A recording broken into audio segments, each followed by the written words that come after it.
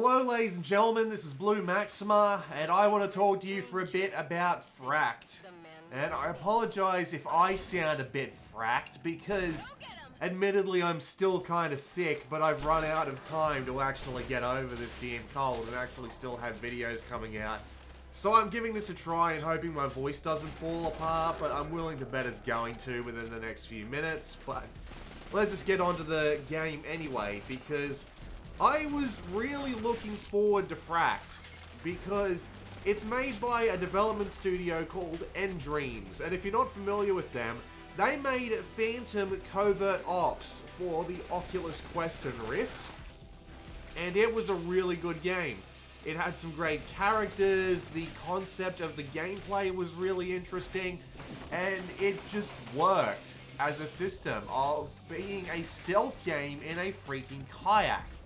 I don't know what gave them the idea to make that happen, but it worked. It also had a lot of content. Not only was the campaign quite long, it had a fair few extra challenge modes on the outside, not to mention rankings and cheats and what have you, in order to keep you interested in the game. The main problem with Fracked is that it has none of this. You have a 3-hour campaign split into 8 levels, each of which take about 30, not even 30 minutes, like 20 minutes to finish, and that's it. You've got some options to configure, and that's genuinely the entire game. Now, it came out on PSVR several months ago, and what you're watching here is the PC VR version, which came out like, I don't know, a couple of weeks ago by the time you see this video. And here's the weird thing about it. It got no, like, post-launch updates whatsoever. And I find that to be particularly strange, because Dreams are usually pretty good about updating their games after they come out, but there you go. So as a result, you've only got this campaign to play through. There's a couple of achievements that you can earn for doing things during certain parts of the campaign, and there's collectibles to be found, but as far as I'm aware, they don't really unlock that much. So it's just more or less, at least for me, one and you're done sort of thing, right? So that's disappointing just on the face of it. But then you look at the game itself. You look at the, whatchamacallit. You look at the gunplay. Now, there are 2 guns in this game under normal circumstances. The pistol, which is slightly more accurate but is slower and needs to be reloaded more often. And the submachine gun, which has more ammo per clip, but needs to be reloaded and it has infinite ammo. Not limited ammo, I should say. And that's your entire lot. The guns are not complex whatsoever. You just point and shoot with them mostly. And if you hit them in the head, they'll go down in one shot, but these guns are inaccurate enough to make that not a consistent thing. So as a result, the gunplay is really quite boring. They've added a couple of nice little twists into it, mainly being that you can see how many shots you've got left just by looking at the magazine, because your magazines are see-through, which is a nice touch. And there is a cover system in this game where you grab onto ledges and you pull yourself down in order to take cover from enemy bullets, which again is also a nice touch. It's quite natural and it just works really smoothly. But the problem is the enemies don't end up being a challenge in the slightest, because they're really dumb. They just run around. They barely take the opportunity to shoot at you. There's a couple of special enemy types that come along, but they have the same intelligence problems. One will run at you directly, and you can see where it's coming through the wall, so all you need to do is look at where it's coming and fire one shot and it's dead. And there's another, which has a tank on its back that you have to shoot in order to actually kill it. But it isn't really that much of a problem to kill, because all you need to do is circle around and you've got a better aim. And so, as a result, the majority of the enemies just end up being really stupid and not, I don't want to say not enjoyable to fight, but they lose their luster after about 2 levels, and the game's got 8 levels. So, you just end up playing this and just after a couple of levels, you just kind of give up on the idea of trying to have fun with it, because the guns aren't that satisfying, the enemies aren't that satisfying, and the levels aren't really that great either. Sometimes there's one or two zip lines you can use to traverse around, but the thing is, this was designed to be a PlayStation VR game first and foremost, so they couldn't really push it too far with the elemental design, or the elemental design, the level design, or just having it so that things happen, because you need to be able to react to them within a 180-degree view cone most of the time. So it just kind of ends up being a bit of a bore, especially since you can just run around like a maniac and shoot everybody and not really have a problem. And it's clear that the game wasn't really designed for this approach, because if you look at the achievements, one of them is kill 10 enemies while moving, which in PC VR isn't a difficult thing to do at all, but on PS VR is actually quite a pain in the ass. There are 3 difficulty modes. You're watching medium right now.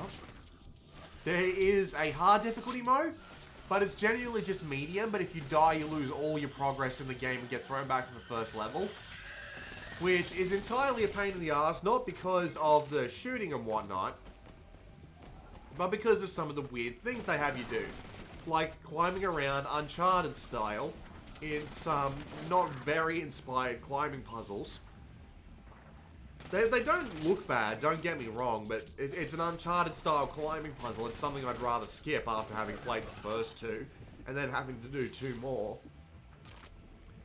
But the worst thing in the game by far is arguably the skiing sections, which are controlled via tilting your head, and the game tends to throw you into a ski section every now and again just by being really, just by dropping you into it. And so, it's like, you'll just drop off and then it'll pop you into a skiing section, and if you're not prepared for it, you'll just go straight into a wall and die. And the skiing section itself is about 15 to 30 seconds long. So it just ends up being a pain in the ass. And yeah, they just control awfully, and you do get a sense of speed out of it. But I've played VR games that go way faster. This one feels like it's holding on the brakes a bit to make up for the fact that it's got a horrible control scheme, and even with the options in the control menu, you can't change it so that you turn via using the analog stick. And it just ends up being uninspired and a bit of a pain. And as I said earlier, the game's only about 3 hours long. I played through 90 minutes of it, and I finished the first 5 levels of 8. And after having finished those 5 levels of 8, I thought to myself, well, do I want to get a refund on this? Because Steam's refund policy is incredibly generous. And I looked at the price of the game, $42.95. If this was more like 20 bucks, I honestly wouldn't be that, you know, I wouldn't be that annoyed by it. But at $42.95, it feels like it's too much for what it offers. Maybe if it's 10 bucks on sale and you just want a forgettable set piece laden romp, it would be fine. But at $42.95 Australian, I can't recommend this in the slightest. That's about 30 US, and it's just too much. The gameplay is too simple, too easy, and it doesn't take advantage of VR that much. I mean, if it's your first VR game, bully you, but I mean, even Phantom Covert Ops is better than this. The gameplay is deeper and more satisfying. There's more for your buck, and that game even looks better. This game does have a couple of neat set pieces, but a lot of the time you're just stuck in these rooms like this here, and it's not a massively impressive looking game.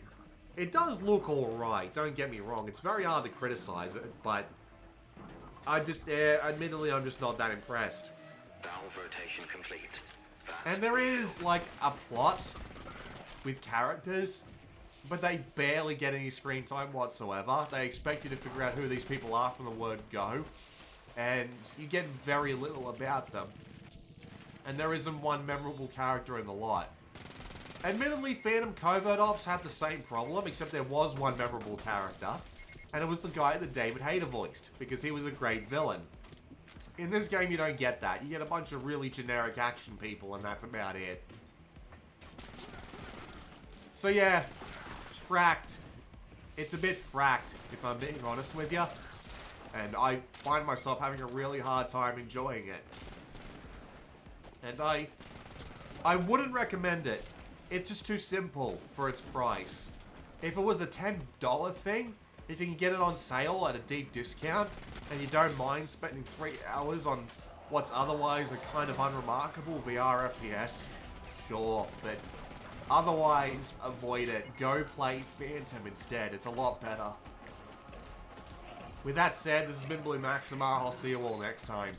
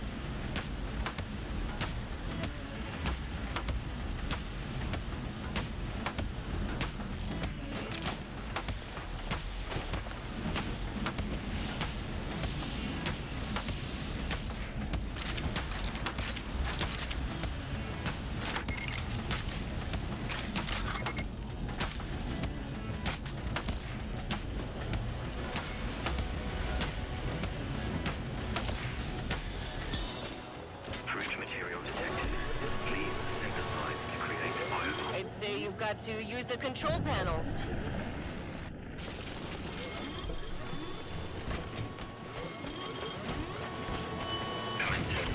Synthesizing fruit and explosive elements.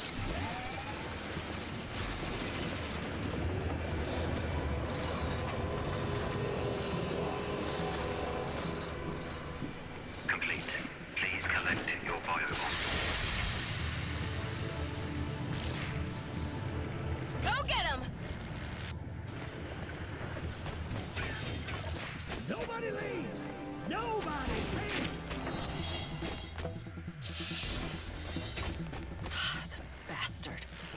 Not bad enough he kept the miners as slaves. They were his lab rats, too. This is not a drill, Girl Scouts! This is not a drill! Approaching the helipad, but it's not looking good. Place is swarming with the Fracked and I'm under fire. No way I'm landing. I'm trying to make cover for you, Rosales. They're coming at me like hell.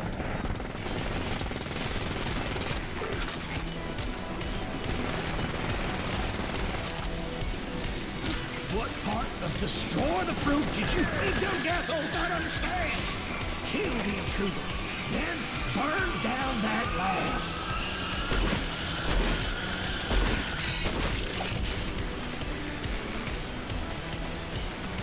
No misfires, no mercy. You're all on cam in high definition. We're gonna have to make a jump for it. Jump? Are you crazy? What part of just Fracked. assholes not understand? Pull the damn cord. Just pull it.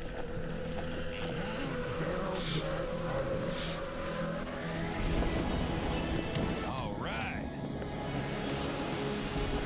That old rig part of Finch's operation? Yeah, used to be. Before his fracking days. Still keeps a tight lockdown on it, though. Wilson sure sees to that.